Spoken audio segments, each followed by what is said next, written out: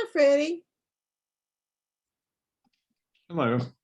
I'm Madeline Garr. I'm the president of the league. So thank you for doing this. You look a lot like Tony. Yes, I know.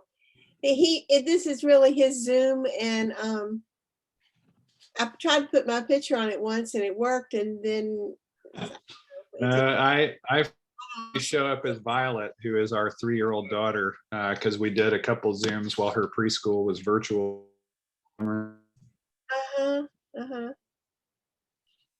Yeah. So I don't know. So you've got a 3-year-old And a 10-year-old. So the 3-year-old is about to turn 4. Yeah, I have a 3-year-old granddaughter about to turn 4, but she happens to live in Amsterdam, so I don't get to see her very much. Oh, wow. Except on FaceTime. I hope you get to visit occasionally. Well, we do, except that not right now. You know, Oh, true. no flying right now. Anyway. Yeah. But as soon as we can, we're gonna either be in a plane going there, or they'll be coming here. Yeah. Okay.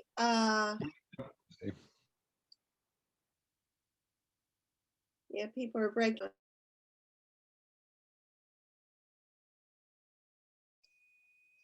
Hi, Freddie. And here's Marion. And Ethel and Elizabeth. And Karen. Karen Weichert was down here a minute ago. So there's Karen. I am here. Yes. Are you introducing, Ethel? Are you introducing today? No. You taking notes? Carol's going to do it. I'm introducing today. Yeah, you're in. Where are you, Carol? Oh, I didn't see you. Yeah. And then I'll, yeah. Okay, great.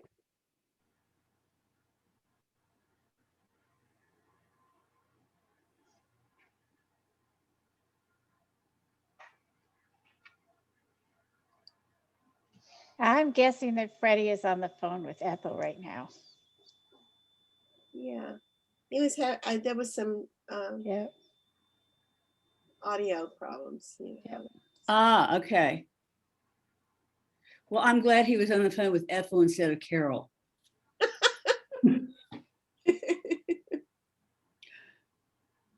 There's Good morning, Freddie. Hello. Sorry. Of course, it's good to get the technical glitches out of the way before the presentation began. So we just had a momentary internet blip. Hey, Freddie, nice to see you again.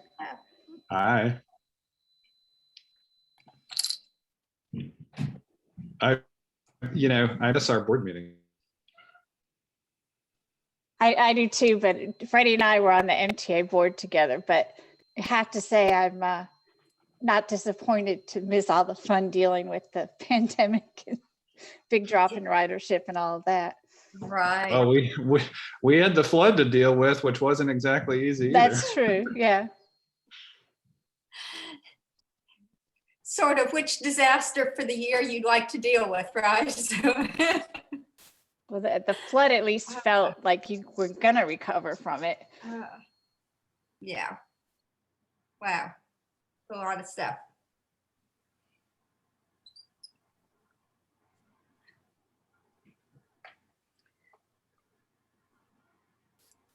And Carol, you just tell me when. I'm ready to set up to share my presentation whenever.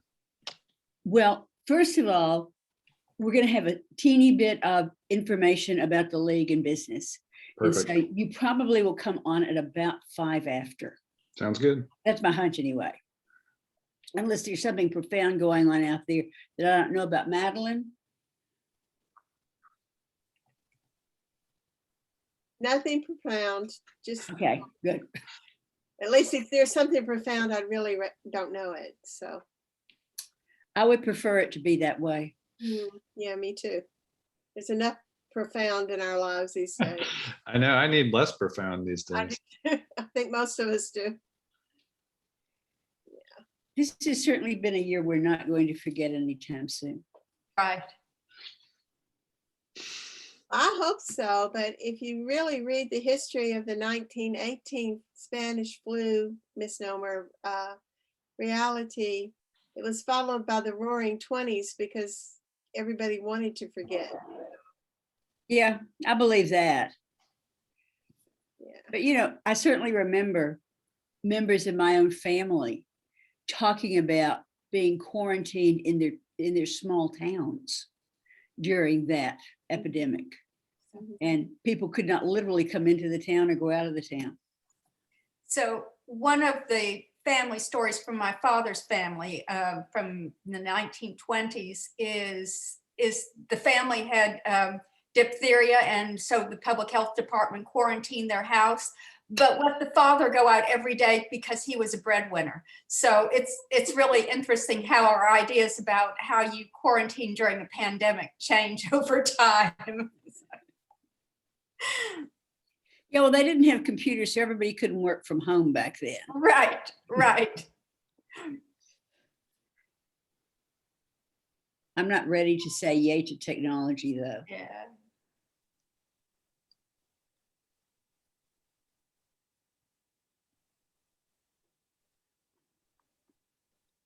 Well, I am, because saying this for Freddie's benefit, my little grandson is now 13 months old, and I would not have been as involved in his life if it weren't for Zoom. I mean, that little boy sees a screen and he just goes to it. In fact, Debbie knows we'll have Zoom meetings and he'll come over and think it's all about him. Why not?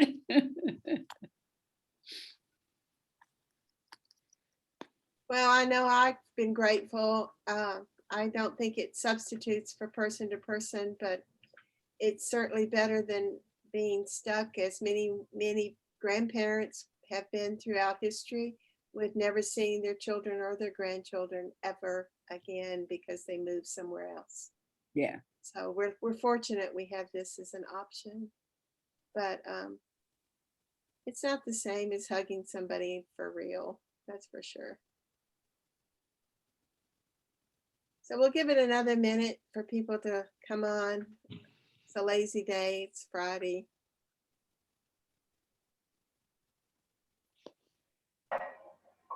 Here's Linda. We're getting a group of people.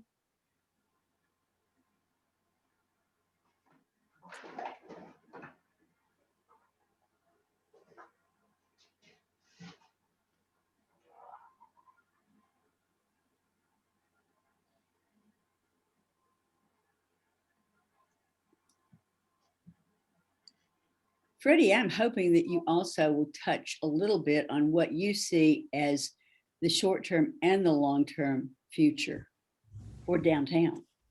Yeah, that's a big part of what I've got. So I'm going to set Good. a lot of context around downtown. Good.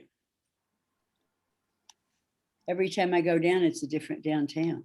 Yeah, changes by the week. I mean, I It really think does.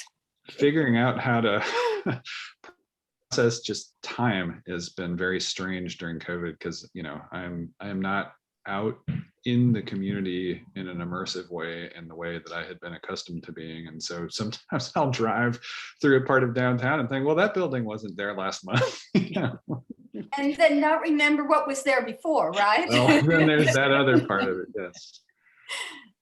Is the thing that's going to go in across the river, is that going to be considered part of downtown, or? That's actually in the presentation. So it's a good question. Know about, like, where is downtown just downtown, or is it now downtown plus this downtown? Yeah, no, we'll talk a little bit about that. It's Excellent, Freddie. Thank Yeah, you. as you can imagine, the League of Women Voters is really interested in how redistricting is going to look like on a local level. I've got a couple slides on that too. Yeah. Okay. And that's very much to the point. Yeah, is how we define what are our neighborhoods and how they're represented. So So it'll be saying exciting to us. let's just get started, because people are there are almost 30 people now, and there'll be more, and they can come in and catch up. My name is Madeline Garr. I'm the president of the League of Women Voters Nashville, and I want to welcome you all to our hot topic of the month, which is Carol will be introducing in just a minute. I just want to remind everyone that there is a state convention at the end of this month. Well, it's actually April 23rd and 24th. Is that right, Marion? That's exactly right. Okay, and if you've gotten it, if you're a league member, either of Nashville or somewhere else in the state of Tennessee, you will have gotten a letter via email and a way to sign up. And we really would love to have you be there, be present, put in your ideas when necessary, because we're all in this as a league and we've got a lot of work to do in the next 5 years. So this is really important, and you can go check your email box if you didn't do it the first time. Or you can go to lwvtn.org and you can register there. Okay, great. Okay, so also, if you're not a league member, it's easy to be. All you do is go to lwvnashville.org and you can do join, and there are different levels, and we'd love to have you as a member. Male, female, anybody except not dogs and cats can be a member. So anyway, take care, and I'm turning this over to Carol. Carol? Thanks, Madeline. I am delighted to have Freddy O'Connell as our speaker today. I've known Freddie since he was born, so I've kind of known him a long time. And as a kid, I know that he used to go downtown to the downtown library, the old downtown library, and watch Tom Titchener puppets. And that's probably his first memory of downtown, I'm guessing. That and the old spaghetti factory, which had just opened. Yes, of course. Everybody's family went there just to sample it and see what it was all about. He has been involved on the Metro, well, he's been a member of the Metro Council representing the downtown district for the past 6 years. And before that, he was very, very involved in the future of downtown because he was involved with things like the Green New Deal, the Metro Transit Authority, all kinds of things like that. And so this is a man who's had his fingers in the pie, most of his adult life. And we are delighted to have him as our speaker today. And as he is speaking, think about questions that you want to know about downtown. If you have not been downtown recently, you need to go just to see how interesting it is. But I would not advise going on a Saturday night for any reason. With that note, I'm going to turn it over to Freddie. Great. Thank you, Carol. Thank you, Madeline. It's great to be with the League of Women Voters today. I will start by saying thank you to you all as an organization. I've had the pleasure and privilege of attending several of the debates that you all have hosted through the years, or watching them if I couldn't go in person, and other sessions that you all have held to educate voters. And by virtue of the role I've had just in the past few years, one of the most remarkable parts of that was being able to participate, unfortunately, given the challenges last year, somewhat superficially in the recognition of the centennial of women earning the right to vote, which was in large part thanks to not just Tennessee and Nashville, but the area that I now represent, and actually renamed a stretch of Capitol Boulevard for Ann Dallas Dudley in the lead up to the suffrage celebrations. And I was excited to see the downtown library pick up a new presence of the women's room in the Nashville portion of the second floor there. So if you haven't been down to the library, it is open again. And so I can't remember if they've got that particular section open. It's somewhat limited access right now, but especially as we emerge from COVID and people get vaccinated and build up immunity, please do check that out if you have not had a chance to see it either virtually or in person. I do have a presentation, so we'll see if we can get all of the technology working, and feel free to throw questions in the chat as we go, and I'll see if I can get to those. If not, I'm hoping not to take the whole hour. I told Carol I don't anticipate a filibuster approach to this session. I'd rather it be as interactive as we can make it, but I will, let's see. All right, so Carol, I'm getting a message that I cannot screen share. It says the host disabled it. So I don't know if somebody who is hosting can turn that on for me. This will definitely be. Isn't Tracy the host? I can't tell. It said there was one moment where it said LWV Tennessee was taking over as the host of the session. Yeah. Marion is showing as the LWV of Oh yeah, Tennessee. so Marion, are you able to change the permissions on this at all?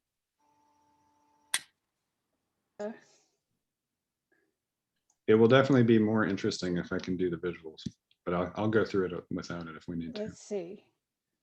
Oh, I'm making you a host, Freddie. All right. Ah, look So at you're that. not the host. And here we go. Great.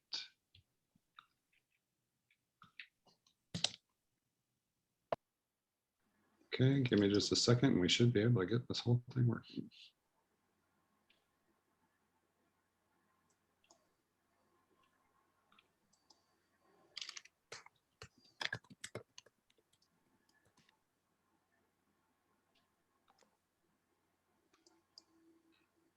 All right, it looks like I might have to come back out and come back in, but I'll be right back.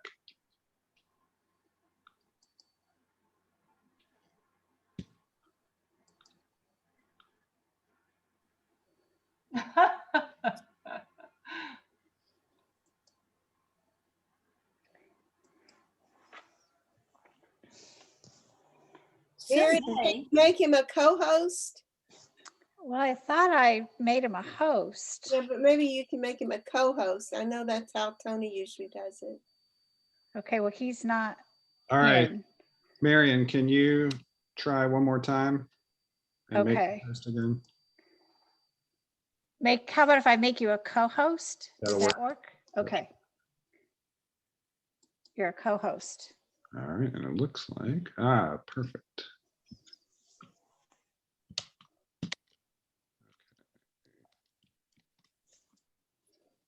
All right. Can folks see this? I've got the main title slide up that says Downtown Nashville, where people live, work, and play. I can, yes. All right, great. So I wanted to start with this. This is funny because 2011 arguably was a moment in Nashville that changed my life. I had bought a house in Salem Town, sort of at the north end of that red boundary, just north of Germantown on 6th Avenue North in 2007. But in 2011, this was established as the 19th council district and changed the boundaries so that it included the entirety of downtown. As you can see, it also includes neighborhoods just northwest and kind of south, both on the southeastern and southwestern side of downtown. But it's basically everything west of the river inside the interstate loop. And this is Metro Council District 19. So after 2011, we were still represented by Erica Gilmore, who was then a district council member. And when her term was up in 2015, I spent most of 2013, part of 2014, expecting to support whoever the next great leader from the area was. And I continued to have a few people encourage me to think about it. And finally, I looked at them and I thought, well, to Carol's point, I have been doing a lot of things in downtown. I had already been working with sort of the 4 neighborhoods just north of downtown. We had already built almost a neighborhood level relationship with Fisk University, which is kind of over there at the very western boundary of the district on Jefferson Street.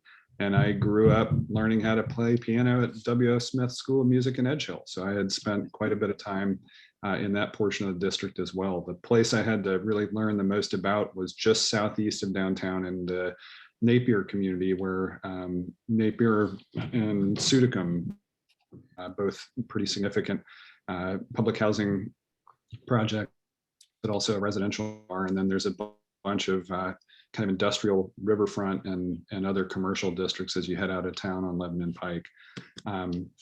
But for me, I kind of feel like just as I was coming back to Nashville, I got back after college in 2000, there was evidence of our having a more contemporary downtown, the kind that has tall buildings and a little more density. So this is an aerial shot of downtown from 2001. And you can see a few interesting things here. There's the site of the old convention center. The Ryman is kind of they're very visible and obvious in this scene. We do have some of the buildings, obviously the AT&T building is already there.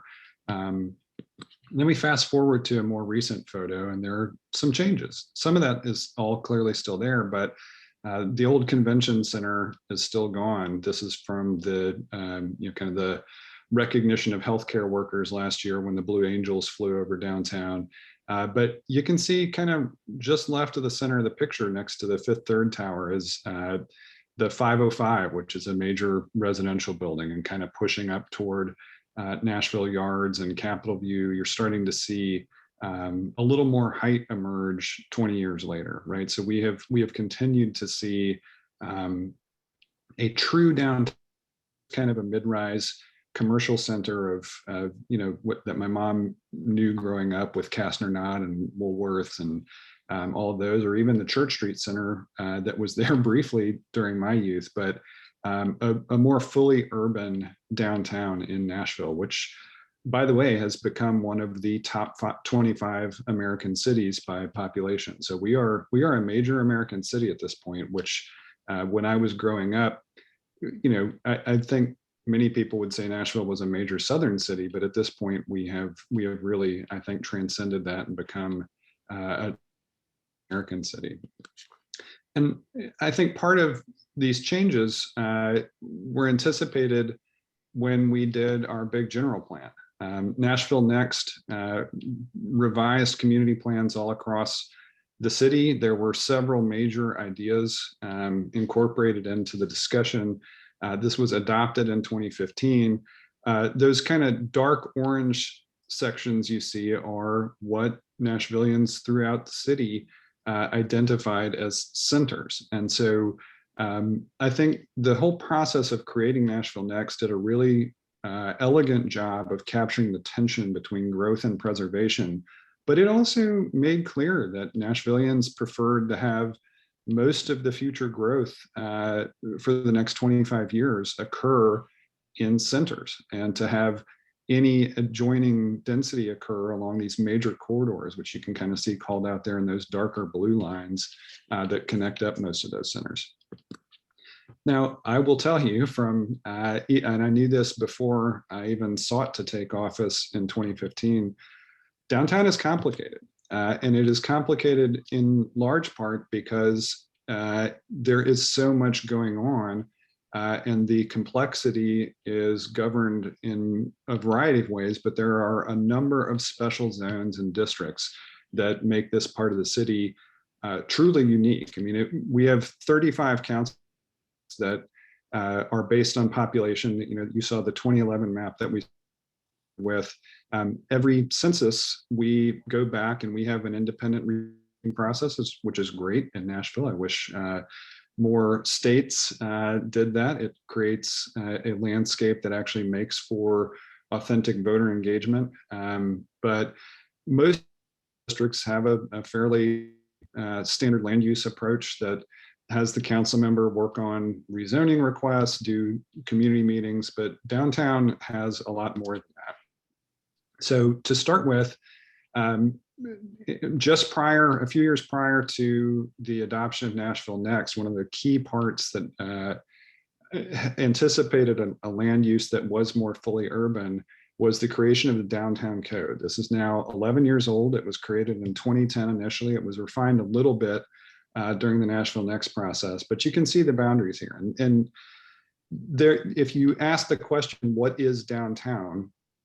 Get a few answers, but from a land use policy perspective, this is really the boundaries of what encompasses downtown. You can see different parts of the Gulch here. So technically the Gulch still in the boundary of the interstate is formally a part of downtown, but you can see it extending up into Sulphur Dell and the Capitol Mall corridor.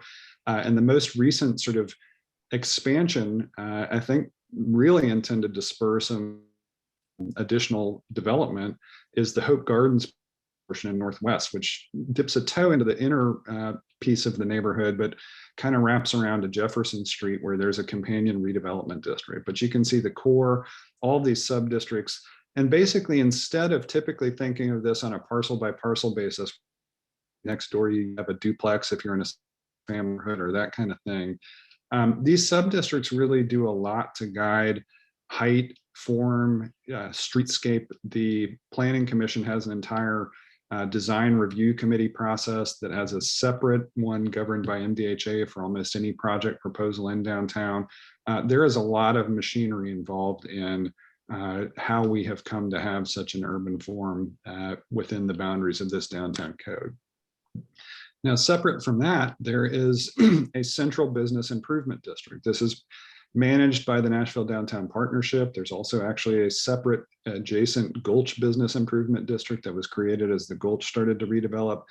But this is basically a special district that invokes a property tax surcharge for extra services. So you might have, they do a lot that you'll see if you time on the streets of downtown, you might see somebody wearing a yellow Downtown Partnership shirt, possibly riding a Segway. These are ambassadors. They try to help people with wayfinding and navigation of downtown. They also are there as not a police force or security force, but they're there to kind of have a little more street presence to help people with just kind of eyes on the street.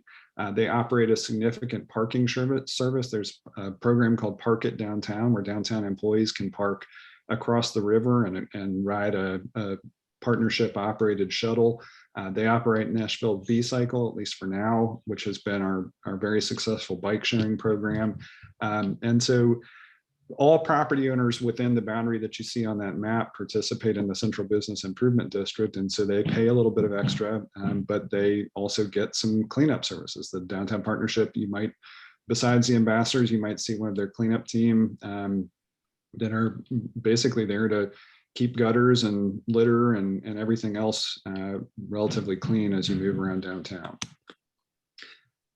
More recently, you may have heard or been exposed to the district. This is a nonprofit organization that was formed several years ago. I think I saw Ann Roberts join the call. And she has been instrumental in making sure that preservation is top of mind for the parts of our built environment that we really should not let go of. This is basically a nonprofit steward of 3 contiguous historic districts that span Lower Broadway, 2nd Avenue, and Printers Alley. You can kind of see them in the brighter orange, and then there are some other elements called out, but they have recently been very much engaged in conversation about some future thinking about downtown because of the Christmas morning bombing that devastated so much of 2nd Avenue, almost entirely within the historic district that is governed by the district. There is also an entire downtown specific utility called the District Energy System. Mayor Barry's administration recommended me for appointment to this board. It had not historically been necessarily, there is supposed to be 1 council member, but it was not always somebody my predecessor on this board was actually Karen Bennett, who represented part of the city closer out to Inglewood and Madison previously. Actually, after I joined and kind of started working with them, we updated the executive order around this to generally ensure that somebody with a footprint of representation in downtown within the district energy system footprint is now on that board. But basically, this is the aftermath of the old incinerator, which many of you might remember if you've spent any time in Nashville, was down on the riverfront and literally burned garbage to create energy. Well, this is now a more traditionally fueled, but what it does is it offers chilled water and steam, basically heating systems to a variety of buildings within a constrained footprint that you can see on the map there. Metro and the state of Tennessee are both customers, but also several private operators. 5th and Broadway has just come online, a number of hotels and other facilities downtown. But it's, from a sustainability perspective, it's kind of a neat little subsystem is now administered water. And there was a proposal just a couple of years ago to sell the district energy system. Now Mayor Cooper decided to keep it. And one of our challenges is going to be, given all the other fiscal problems we've had, how to appropriately capitalize it so we can keep up with downtown's growth effectively. We have low-speed vehicles in and around downtown. This is a map of where golf carts and other slower vehicles can operate. They basically have a constrained boundary that you just barely make out the outline, but most entirely in downtown. That's governed by the Transportation Licensing Commission. And if you see anybody outside of that boundary driving a golf cart or something that can't operate above 25 miles per hour, you should definitely call Metro about that. We have, we're trying to keep up with innovation. Here is the no parking zones for shared electric scooters. Multiple residences got tired of the density of scooters that clustered on sidewalks downtown. And so you can see there are restricted parking zone boundaries there.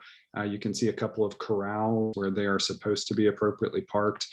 This was a relatively new phenomenon, kind of pre-pandemic, as Nashville was maybe peaking as a destination city, and innovative companies decided to create these shared mobility devices, primarily scooters. I've seen some shareable e-bikes in other cities and that kind of it prompted a policy in this regard.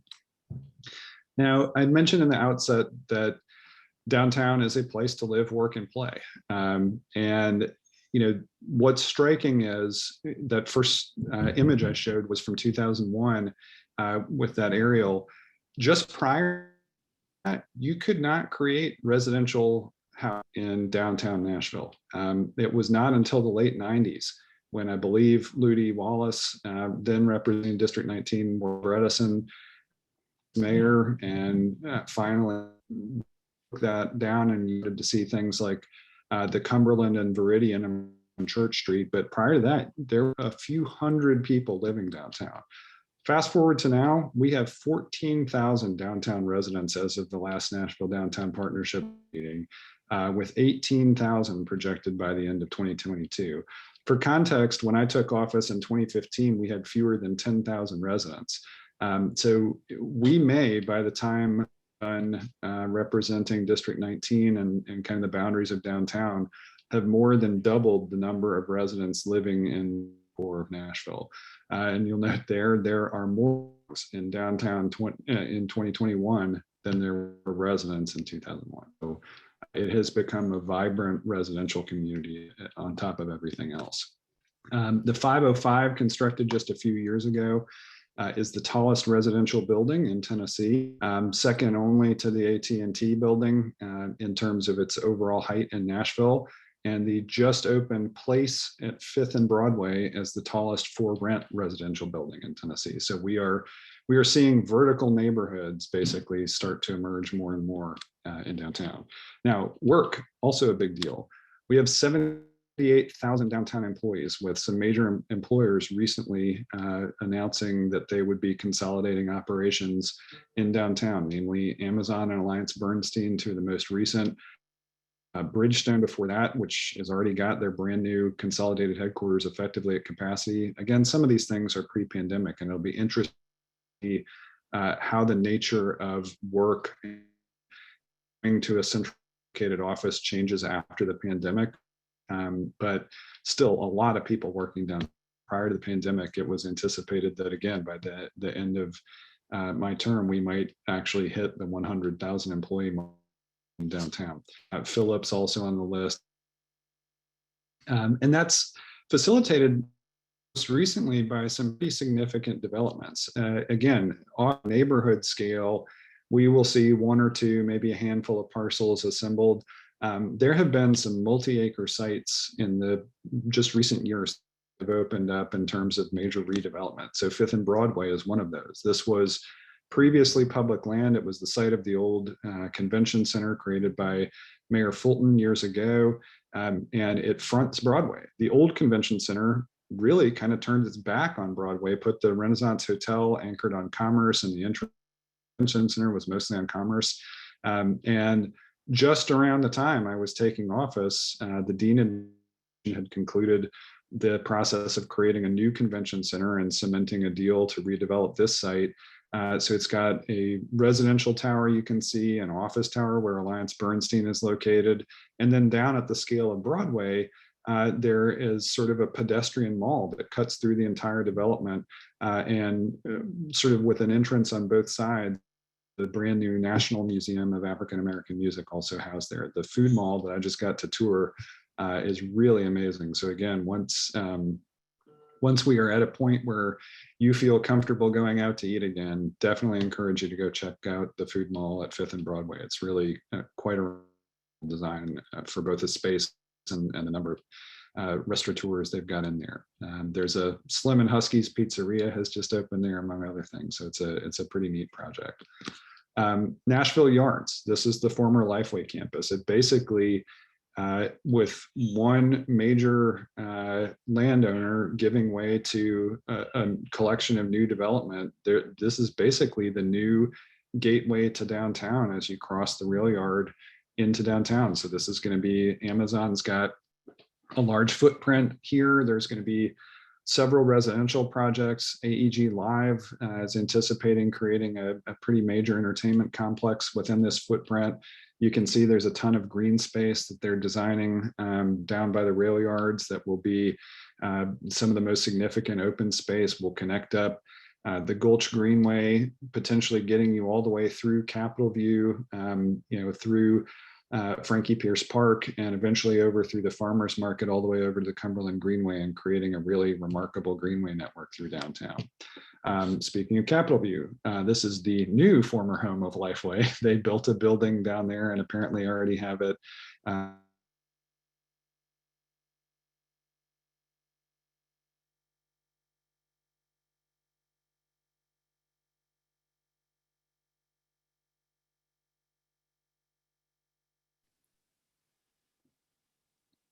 Freddie, we've lost you. I think you're frozen already. Here we go. Okay, am I back? All right. So anyway, Capitol View, I had just recently started working at HealthStream, although we've been fully remote, but our office is in Capitol View. And I look forward someday to actually riding my bike to the office on a basis, because I'm close enough that I can do that. Rolling Mill Hill, this was an MDHA project that renovated the trolley barns. Actually, the district energy system is in there, but you can see a couple spots that were recently redeveloped, and there was some question about why went to more commercial projects and maybe less, especially affordable housing, given the nature of what MDHA does. But some of that turned out to have a lot to do with continuing to be able to develop the Casey Place, the Envision Casey project over at the old Casey Place housing site in East Nashville. Obviously, you all will be no strangers to the cultural assets within downtown. I took this picture of the Ryman Auditorium when I was touring the Broadway site, and will be among those who can tell you that this was almost demolished. And I, for one, as a native Nashvillian, I'm glad we preserved it. I've seen some of the best concerts I've ever seen there, and even gone to a variety of civic events in the Ryman Auditorium, and it is a wonderful part of the fabric of our downtown.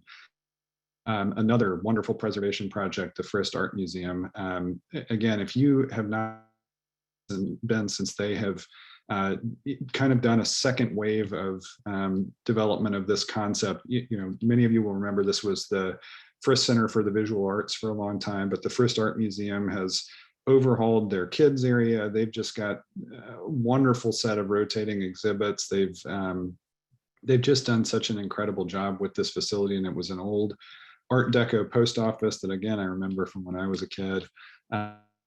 Armorhorn Symphony Center, really, ever since the construction of this amazing facility, it feels like every few years they face an existential challenge. The flood damaged some of the instruments, including the beautiful organ they've got in the Symphony Center. Obviously, the pandemic has jeopardized the symphony itself, which furloughed most of their employees. It's a real challenge, but this is right there now in an emerging area. They've got Bridgestone on one side, the Encore, the new Country Music Hall of Fame and Museum just around the corner. There's a lot of growth around the Schermerhorn, and so my hope is that they will remain, again, as of an architectural style and scale that we don't lose sight of in the midst of all the growth. Then there's the form of what we see the National Museum of American Music. This is interesting in the story, the long journey that they took. When I bought my house in Salem Town in 2007, there were signs at the intersection of Rosa L. Parks Boulevard and Jefferson Street touting that as the new home of what was then the Museum of African American Music, Art, and Culture. Then there were discussions that led to the creation of the new Tennessee State Museum at that site. And the National Museum of African American Music, with a new name, was selected for placement in the old convention center site at 5th and Broadway. It is now open. It is a great experience. I can tell you from having been rapid tested during my first visit there, they are very serious about safety. But again, put this on your list of destinations. It's a new one and it is well worth a visit. The main library, I remember when this opened, we talked about it briefly already, amazing resources for civil rights and women's suffrage in the Nashville room, beyond the incredible collection of media that they have. But the library is so much more than just rows of stacks of books and periodicals. They have programs for kids, etc. Just incredible. Tennessee Performing Arts Center just celebrated it year. You know, again, downtown has so many things to offer by way of cultural events and activities. Bridgestone Arena, I got the incredible opportunity to take my older daughter to one of the Stanley Cup games when the Predators were contending with the Penguins. And there has just, I've never experienced anything like that as far as a professional sports event. It was really remarkable. But they, besides housing the Predators, they're one of the top ticket sales venues in the world pre-pandemic. And so there are all kinds of events that take place at Bridgestone. Now, there's also Lower Broadway. And so on the one hand, it is the postcard that you want to send with some of the neon and really remarkable establishments, but it has also become a lightning rod. So it has been a challenging conversation about how to get a destination city to have the correct sort of public health response in something as significant as a global pandemic. And so that brings us to challenges. One of the biggest challenges is affordability. The Four Seasons, which has residences up above a hotel, is under development right now, right down on First Avenue between First and Second, incredible riverfront views. But the price per square foot at the Four Seasons, you will be paying $1,500 per square foot for a basic residence there and up to the penthouse. It's incredible housing. Lines are amazing, but it shows you that still right now, for most people who want to live in property they own in downtown, the price per square foot is going to be considerably more than most of our residential neighborhoods. Directly connected to homelessness. Since I joined council, I asked then Vice Mayor Briley to put me on what was then the Homelessness Commission, that is now the Combined Continuum of Care and Homelessness Planning Council. We are midway through our first ever strategic plan. It's a 3-year strategic plan designed to create a housing crisis resolution system, which is a good thing. It's multifaceted, but we are still a long way from what I hope becomes a realistic goal of ending chronic homelessness. This is a picture of Room in the Inn. Downtown houses most of our major homeless service provider organizations, including the Nashville Rescue Mission, Room in the Inn, and Open Table Nashville does work with outreach in downtown. The Downtown Partnership does some outreach. Traffic and parking is a challenge. I captured this this morning. This is a map of existing traffic, and this is pandemic traffic. At any time of day, right now, you can see the red bounding on the east side. Sometimes it'll be on the west side. But whereas when I even started working in downtown years ago, you might see loop traffic at rush hour. It could truly happen at any time of day right now. And then it is exacerbated by a network of on and off ramps, particularly on the west side of the city, but also on the east side across the river from downtown, that, you know, with 3 major interstates coming in, this is starting to be a choke point rather than a logistics advantage. So we have some real problems there. And then anybody who has tried to come into downtown again pre-pandemic leading up to last year would discover that reasonably priced parking is becoming more and more scarce. We have lost a lot of metered parking, et cetera. So it can be a challenge to get into and out of downtown. And I do fret about how discouraging that becomes. I showed that picture of Lower Broadway in the pandemic. Tourism impacts are a real issue. Bachelorettes and bros often edge out locals, including, sadly, in nearby residential neighborhoods, as we've watched the growth of the short-term rental industry in Nashville be the place, rather than hotels too often, that house folks like this who are coming to be some combination of loud and lewd on a too frequent basis. It contributes to the traffic and parking issue in that many of these vehicles will just kind of tool around major streets in mixed traffic, frequently at key points of the day. So they create another choke point. One of the challenges that I know Anne will be sensitive to is character. It does not always take a literal bombing to destroy our built environment. We do not have many protected areas outside of the ones that I mentioned that the district covers. We have preserved through private initiatives some important parts of the city, but right now, for instance, one of my favorite buildings, the Morris Memorial Building, a tremendous living example of our African-American architectural tradition and business community tradition, is currently at risk. We had a failed effort to preserve it at the end of the Briley administration, and I don't yet know how Mayor Cooper intends to kind of re-engage in that process. But buildings like that are currently in jeopardy. And worse, when we have an event like the bombing that damages existing character, the restoration process, depending on the nature of the damage, can be very, very difficult. So now we'll take an eye toward the future. You all saw on the map of the downtown, Jefferson Street has a toe in downtown. It's fragile as an ecosystem. I-40 left scar tissue that is still there when it was built. This incredible cultural corridor, again, for Nashville's African-American community, it never got sort of resuscitated fully. There is a really wonderful Jefferson Street art crawl that emerged before the pandemic, but one of the major projects that's happening right now, just west of Rosa L. Parks Boulevard, is basically a short-term rental complex.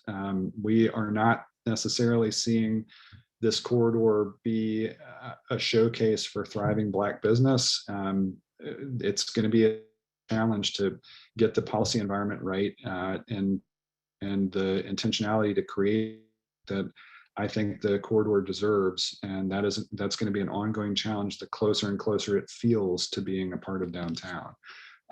We mentioned this in the discussion coming soon, East Downtown. There are three major components of this, one of which is already very active, River North, which will connect to Germantown. There will be a pedestrian bridge that's a part of that will be new. There might also be a bridge for motorists. There will also be a ton of riverfront green space and connectivity into East Nashville, but also town proper.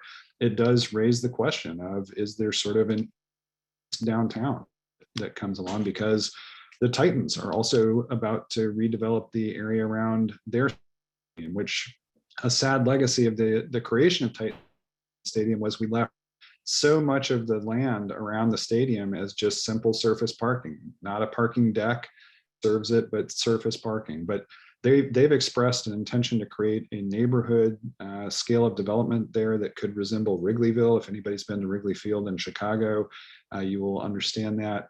But that is kind of just south of River North. And then you can continue from there to PSC Metals, which has the chatter around that site has increased through my period of serving on the Metro Council to the point where I think only a matter of a few more years before the entire East River redevelop. That said, we're still not really a river city. We have a river coursing right through downtown, but there's almost no access to it. I've got multiple people approaching me these days with ideas to create a blueway network that could span from TSU to Two Rivers, where you could basically be on a river ferry or gain access to the river. A bunch of opportunities there. But we created Cumberland Park, and we created but even the renovated Fort Nashboro and the river from this side of the river and First Avenue and the dilapidated boat dock right there, we're not bringing the river into the life of our urban footprint in any meaningful way. And I think that's something we need to spend a lot more energy on. It has come up in conversation around the Second Avenue visioning process after the bombing. So I'm hoping that we get some more energy and focus on becoming a river city. Many of my urban residents will tell you that they are tired of 24/7 construction. Those of us who live in residentially zoned areas get some peace overnight. We can at least usually get a good night's sleep. This is not true if you live at 1200 Broadway and the 1221 is going up across from you. You can be pouring concrete, jackhammering, whatever, 24/7. And we major overhaul of the provisions noise toward the end of last term. And I feel like it was step one, but we have not completed step two to recognize the 14,000 people that are living downtown at this point, especially knowing that another several thousand are coming soon along after that. This is something that really resonated with me that Doug Sloan said just in the final year, I think, before he left his role as director of planning. I've got enough buildings, I want to see some architecture. A lot of the new buildings that you've seen in images, even in this presentation, are just sort of gleaming boxes, right? Glass rectangles. And I think it's time for Nashville to create some signature architecture. So I share Doug's outlook on this. And so working on some approaches to the downtown code that may incentivize exceptional design. And now getting just briefly into the question of sustainability and energy efficiency, most buildings are inefficient. Buildings accounted for 28% of total end use energy consumption in 2019. I mean, when you create a structure that lasts for 25 years or more, and you don't do anything to make it an efficient structure, it is going to consume a lot of energy. And when it consumes a lot of energy until our grid starts using more renewable sources, what that effectively means is every inefficient building we build that lasts for decades puts incredible pressure on coal-fired power, typically, even within the TVA region. So I took some big steps last term. Carol mentioned the Green New Deal we worked on locally. We strengthened Metro's green building standards so that within the downtown code, if you are building a facility, you're going to be building gold standard. We set it up so that in the future, my hope is that Metro might be the first entity to create a LEED Zero building, might be beat by innovators like Vanderbilt, which has an incredible campus sustainability plan and probably will never build another building again that does not have energy efficiency built into it. Recognizing the traffic and parking issue, we are also transforming the Metro fleet to start off as low emission vehicles, but eventually transition to a full zero emission fleet. And we are also pushing Metro to 100% renewable energy usage. So we did basically a trio of bills that affect a local Green New. I'm very partnered with to do a major solar build through the TN Green Invest program that gives us a huge head start on making that conversion to 100% renewable. I would also contend that we're thinking too small. Even the downtown code that we created a decade ago could not have anticipated that people would want to come to Nashville both to live and to work at the scale that they have. We know that Nashvillians want our growth centers, particularly in downtown, which was the biggest of the centers anticipated by Nashville Next.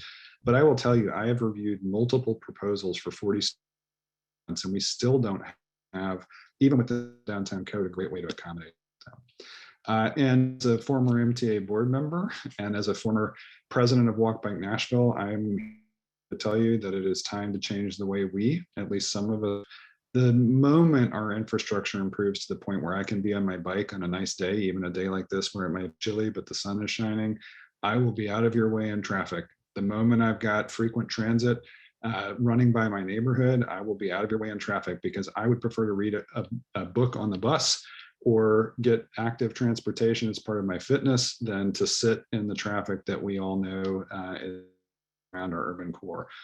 We do have a major transportation plan that the administration proposed. We have not yet seen active attempts to fund that, except that we do have a downtown transportation or traffic study underway that I hope will relieve some of the pressure, but we still have to get to a point where multiple modes are coming into and out of downtown.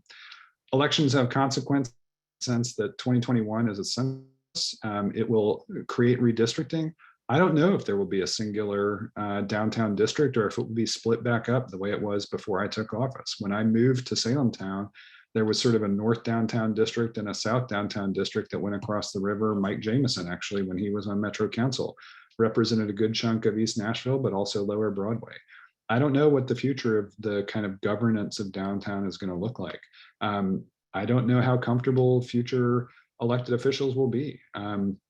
Mayor Cooper, at his inaugural address, frustratingly to me as the representative for the area, continued to decry, even after electing, some elements of downtown. And I am here to tell you that I celebrate downtown and want it to be a vibrant part of Nashville in the same way that I celebrate Madison and Joelton and Cane Ridge and Green Hills and all the other communities of Nashville. I would not seek to pit any of them against one another. But here's the map of what it is today, and we don't know what the future will hold. We will find out either later this year or possibly in early 2022 what the makeup of the representation of this area is going to look like. It is unlikely that I will even be eligible to serve again because I've served this. I'm ending my second term as a district council member for District 19, so it will be up to new leadership to deal with any of the things I brought up in the future. So I will now go. I think I saw a few things happen in the chat, but I will open the floor up to questions, comments, and political statements if I can figure out how to stop sharing here. There we go. Okay. There we go. All right. I'm going to start with a couple of questions that were sent to the league website. And this is the first one. If the legislature allows businesses like honky tonks on Broadway to follow state COVID guidelines rather than comply with local ones, is there any response planned by the council? Or are the locals just left to deal with any consequences of that action, like increased cases of COVID? Would you, there's more to it. Would you support applying more stringent oversight interactions of our local mask mandate on the sidewalks and streets than and not worry so much about offending businesses? Yeah, these are good questions. I tend to follow. I think COVID is probably the most important policy response I had to engage with over the past year, just because of its severity. We have done, I think, a reasonably responsible job of addressing it. But the complicated fact about a mandate is when and how you apply it. I think, especially the more we've learned about COVID and indoor versus outdoor transmission, I tend to not be as concerned about people being on sidewalks, maybe if they're jam-packed, but general pedestrian activity where you've got a lot of air circulation in buildings where you've got really good ventilation. These are not the scenarios that are problematic. The scenarios that are potentially problematic are where you have crowded indoor venues that are very loud, where people are yelling, where the ventilation is not as good. And I think in those cases, that's where the mandates need to apply. As far as what Metro can do, the state has all the authority. We exist at the pleasure of the state. They grant us all the authorities we have, from taxation to local legislation, and they preempt us all the time. In the last few years, Tennessee was behind only North Carolina in terms of the extent of overreach of the legislature in preempting local initiatives. We are an extraordinarily preemptive state, and it makes governing just unbelievably challenging. We come to the Metro Council chambers on a regular basis, doing things that our constituents have asked us to do, only to turn around and find out that the state has preempted us, honestly, principally for sport. We've reached an attention-seeking era of our politics where policymaking has become subsidiary to dunking on people on Twitter. And that is going to lead to worse policy outcomes. So it is extremely frustrating. Here's a classic example that just happened this week, where after some of my colleagues led a noble initiative to rename a long stretch of Fifth Avenue for Representative John Lewis, The General Assembly basically got its feathers ruffled that they did not get sufficient notice. And so they said, well, you changed our address, we're going to turn around and change yours. And as part of the road bill that they just approved, they are renaming the stretch of 2nd Avenue and Lindsley that bounds the Fulton complex where the Howard office building is for President Ronald Reagan for no other reason than to do tit for tat. That is the General Assembly we are dealing with. They are not a serious policymaking body any longer. Next question. How can we design and apply policies that will allow Nashvillians to reclaim its identity as a great city to live and work in, rather than just a great city for visitors? Are there ideas in the pipeline right now? There are. It changes partly because the nature of what is happening on the ground changes so quickly. I mean, I could not have told you when I was knocking doors and visiting with voters at their doorsteps in 2015, throughout that entire year, there was not a single person who mentioned to me an issue with Airbnbs or short-term rentals. By the very next year, the problem had become so severe that my neighborhood was the epicenter of multiple lawsuits, multiple settlements, where neighbors were fighting with one another because particularly non-owner occupied short-term rentals had become such a pernicious issue for neighborhood quality of life. And we saw this spread into multiple parts. If you were within probably 2 miles of downtown and lived in a residential neighborhood, chances are you had to deal in some way with the issue of short-term rentals. We have spent a surprising amount of energy over the 5-year period leading up to since that really hit severity levels, just dealing with short-term rentals. We've gotten our arms around a lot of it. We have managed to kind of negotiate a tenuous relationship with the General Assembly where they are not fully preempting us. They only partially preempted us on this, that we have gotten non-owner occupied short-term rentals generally prohibited in residential neighborhoods. And that frankly was a huge achievement. We've had to deal with the regulatory environment around scooters, but we do face some problems, again, with that balance of state and local authority. Party buses, the tractors that drive around downtown, those kinds of things. We do not have local regulatory authority for those. So there are sometimes limits on what we can do as a city to craft policies that will enhance quality of life. But I can assure you, as somebody who lives in a single family neighborhood that is protected by policy, I spend time on a regular basis working through this. The biggest thing I want to do for urban residents going forward is the noise issue, but the rest of the stuff that's in the pipeline tends to come up pretty naturally in response to what are the obvious problems. But if you see something that continues to glare, typically it is not a lack of intent or even will on the part of council. It is a true and literal lack of authority to make any headway against state preemption. Got a couple more questions over here on the chat page. Can you look at that, Freddie, and just kind of start at the first one, Karen Weichert? Yeah. So let's see. I see about so there's a jazz club. We've had a couple of proposals for jazz clubs that have come up. It's very difficult for Metro to get into the game of defining what types of business we want. But one thing we've looked at is, could we activate that First Avenue side, partly in response to both the pandemic, but also the opportunity that is the sad silver lining of the Second Avenue conversation. I see Karen asked about a zero waste plan. Unfortunately, this was something I was hoping to make more rapid progress. 5 to 10 years would be fantastic. The plan we got back from Public Works was a 30-year plan. There's currently a huge conversation unfolding in council with the mayor's office, where they have proposed to split up the Metro Public Works Department into a Department of Transportation that would stand alone, and to move the solid waste operations actually over to Metro Water, which I'm honestly still scratching my head about. But I think the transition to zero waste is going to have a lot to do with the model we use and how this interacts between the urban services district and general services district, and how people pay for solid waste services. I will tell you, for my part, I would be perfectly happy to participate in a pay-as-you-throw model, where it's, instead of just having a flat rate, our family has 1 trash can and 3 recycling bins. The model for recycling has changed since we did that. We probably only use 2 of the 3 anymore, just based on the limits to recycling. But that transition to zero waste has been slow and frustrating, and I keep looking for ways to accelerate it. We'll see if the get to an eventual standalone solid waste operation. My hope is that a charter amendment would actually create something that is common to cities our size, which is neither at Metro Water nor in Public Works, but a separate enterprise fund that is just for solid waste. So that would be my hope. Ethel asks, are there efforts underway to improve mass transit, both within Nashville and with the surrounding counties? You know, Marion can speak to this as well. I think 15 years ago, we had invested a lot in the conversation around regional.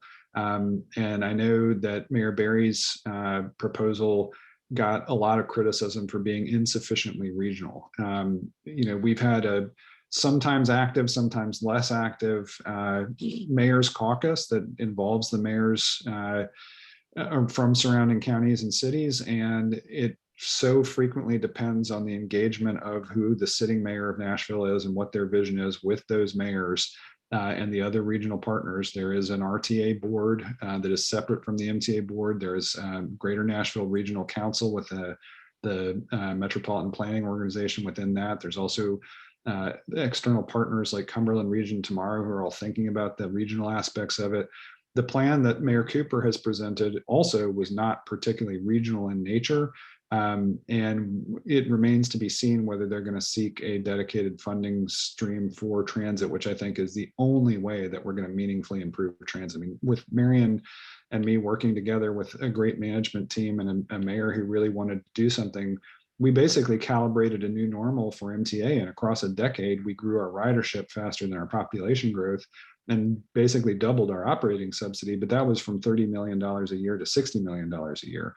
Most major transit systems are to the north, far larger investments in operating expenses there because they serve more people. We'd like to get to a frequent transit network, but even that is going to take more investment than we've so far demonstrated willingness. Curtis, climate change. My best recommendation for what individual people can do right now is to go subscribe to a community solar panel through NES. For just over $100, you get years worth of credits on your electric bill. It basically is going to pay itself off over its lifetime, and you stand up, raise your hand and say, I want cleaner energy. The more people subscribe to that panel, the likelier it is we use other previously landfill land to create future opportunities for solar. It's a big, big deal. If you want to do that and do what we do, our house has a block of green switch power through TVA for every member of our household.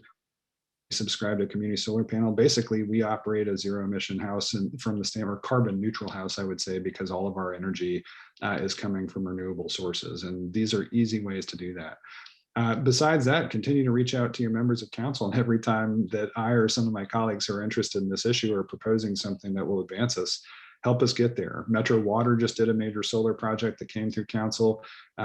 Many of us on council partnered with the Cooper administration to just overhaul building codes in a huge way that is going to be meaningful for climate change.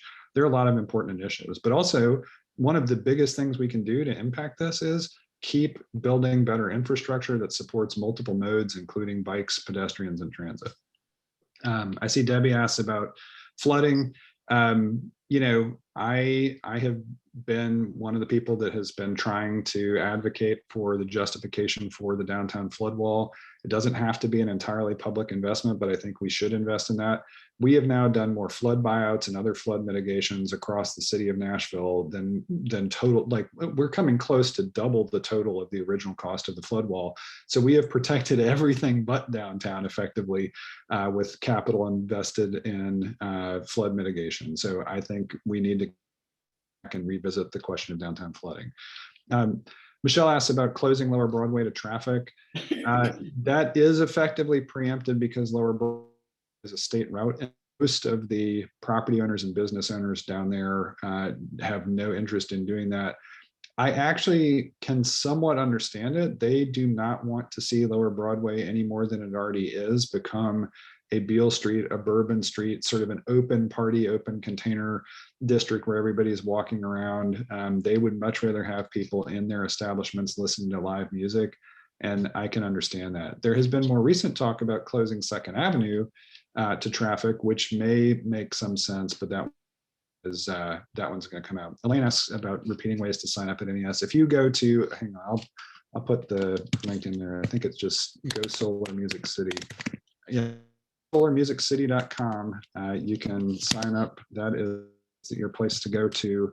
I'm going to paste it right in here to go sign up for the community solar panel, but it is a huge way. It's so easy to do. We've done it. Solar you're generating, you get that credit on your bill basically until the panel is paid back off. I think that's all the questions I saw. Carol, did you have any? Freddie, you have covered an incredible amount of information in the 55 minutes that you were speaking. And all I can say is, I think we all have a better insight of all the things that are happening downtown. And it also behooves us to check out downtown a little more frequently, or else we're not going to be able to even begin to find our way around.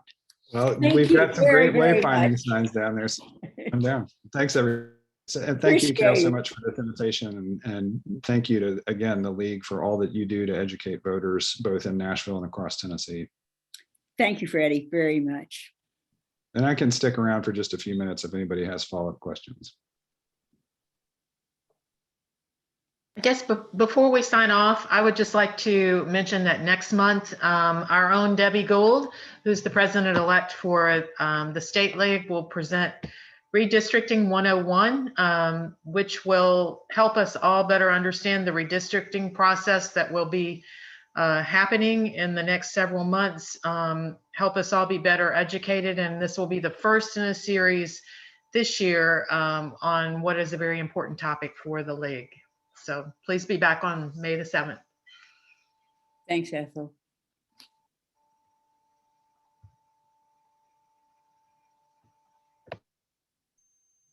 Thank you all. I see Karen asked about any vision of capping the interstate downtown. So that when I first took office, so we have kind of two approaches to capital. That we have what's called a capital improvements budget, which is really a planning document. It kind of guides potential future capital spending, and then mayors and councils at their discretion, not on necessarily a set timeline, can introduce capital spend plans that appropriate capital against items that are in the capital improvements budget. Put in a few different projects that I think are critically important. And I'm actually very excited that one of the ones that showed up in the mayor's transportation plan is a cap state at Jefferson Street. A few years ago, the MPO hosted the FT. And I think this would be one of the most important ways to heal the that was opened by I-40 in the first place, would be to create some connectivity at Jefferson Street. Now, separately from that, one of the things I heard from Gulch when they created their own Gulch Residents Association was the need for a Gulch. There's a few footprints there, like a tiny dog park up on some TDOT right-of-way and a new semi-public park that was created by a development that Market Street recently did. But there you could benefit from a cap in the Gulch as well. So I've got those two items in the capital improvements budget. I'm very excited that there is the just approved capital spending plan includes some planning dollars for the Jefferson Street component. So yeah, that is potentially coming. That's not fundamentally the downtown one, but it will help us move in that direction. I should mention, just by way of public service, one of the most exciting things that happened this week is that vaccines have opened up to the general population of Nashville with no more eligibility restrictions. Please, if you have not gotten vaccinated yet or know people who have not been eligible previously, visit covid19.nashville.com and go ahead and get you and your family and friends signed up to get vaccinated. Absolutely. Happy Easter, folks. Happy Easter.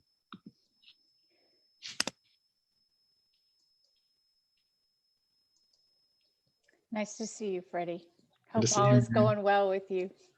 You know, that COVID dream. but I've got my first dose, so any day now I'll feel Well, Tuesday, comfortable. I'm 2 weeks out. There you go. I will be, I think early May for me is when I'll be. Well, Kind of you at know, that as you know, our daughter, well, the mother of our grandson's a doctor. So he was Yep. born in last February. She put down the strict protocol, and she agreed if we followed it, we saw when he was born that we could go up. So we started going up in June. In fact, we might have bought a 1-bedroom condo in her building just to make the visits easier. I hope you told her before you did that. Oh, no, she was very happy. In fact, because my son-in-law switched careers and he's a teacher. So there's no guest room anymore. It's his classroom. Yeah. So this gives them extra space. So I'm very excited to be safe, and also not to necessarily have to drive to Madison, Tennessee. I mean, Madison, Wisconsin, that's where we had to go. We had to it's a drive long all the trip. time. Yeah. Well, we did not make the driving trip up to Rhode Island because my brother is good, and the cousins, our sons and daughters, are all fast friends, and not getting to visit them over the past year was really tough. I mean, we had travel planned in both directions and had to all of it, and so hoping, fingers crossed. I mean, they're both vaccinated. Whitney's vaccinated. I'm almost done, and with any luck, we'll be able to meet up at some point this year. Yeah, well, we have this big family thing at the Outer Banks every summer, which I reluctantly canceled last summer, but it's on, baby. It's on this year. We're doing it. I mean, I don't know if everybody else, everyone needs to make their own decision about whether to come, but Craig and I are fully vaccinated, so we're going to do it. I mean, I think Nashville may hit 70% by summer. I think we can actually do it. I think past 70% is going to be tough, and then the rest of Tennessee, I think, will struggle to get to 50%. I mean, we should be embarrassed when we look at the state. Well, whenever you look at a map of the country, we are so behind on getting people vaccinated. So I mean, Nashville's leading the charge, and I credit to Dr. Jahangir, Dr. Hildreth, and Mayor Cooper on that front. I mean, I do think they've been extremely. I mean, we have been at the forefront of both testing and vaccination delivery, and I'm really pleased with specifically those elements of our public health response. Yeah. I took a friend, disabled friend, actually over to the Nissan Stadium event, and that was great. And frankly, it was probably the only way she was going to be able to get vaccinated. Oh yeah. And it, so I heard so many compliments of that process. I had several friends who were able to get an appointment that day. I was still not in the eligibility window by the time of that event, so I was not eligible until this week. So, but I signed up. Good for you. Good for you. Well, I'm taking time. Other people probably have questions. Sorry. Hey, Freddie, Jack McFadden here. One of the other groups I do some work with is the Sierra Club. And we have a monthly program. And it just, as you were talking, it popped into my head to consider, and this is not up to me, this is, this would be a group thing with Sierra, but it might be interesting to have an urban environmentalism kind of a topic at some point in the future. Because a lot of what you were talking about was energy use and this and that. And I wonder if you have any interest in it. It would probably be nice, to have you plus somebody else, So what I would say is, if you haven't interacted with them organizationally, Urban Green Lab is a great organization to possibly engage in that conversation, because that's part of what they do. Is they have a lot of programs for youth, and but they're really trying to engage around that idea of urban environmentalism. So it's okay. I'm not familiar with them. Well, I think part of what Sierra might be interested in would be some of the background stuff. Yeah, I'll just here in the chat see the URL handy, but they're a really neat organization.